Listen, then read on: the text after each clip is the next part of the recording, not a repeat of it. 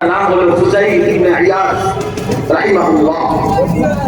40 বছর পরে রাত গভীরে এই বাড়িওয়ালা এই আয়াত করছে যে হে ঈমানদার, আল্লাহর ভয়ে দিল নরম হওয়ার সময় আজও হয়নি।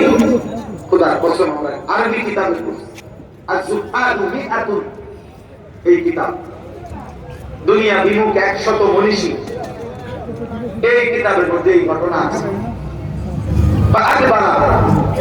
তিনি তখন পিছনের দিকে চলে আসছেন, ঘরের দরজায় আর হাত দেয় নাই, দরজা ভাঙে নাই, পিছনে চলে আসছেন।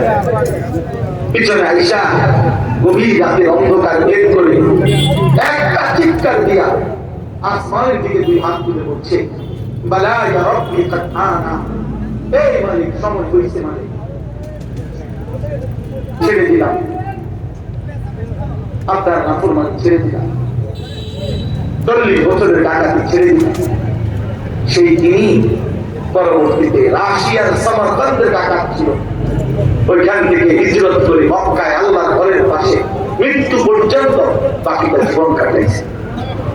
এবং পরবর্তী জামানার সাইয়্যিদুল আউলিয়া, আউলিয়াদের সরদার ফুজাইল ইবনে ইয়াস রাহমাতুল্লাহ আলাইহি তিনি বলেছেন, প্রতিদিন মানুষ বদলায়, আলহামদুলিল্লাহ, প্রতিদিন যুবক বদলায়, প্রতিদিন কিশোর বদলায়, প্রতিদিন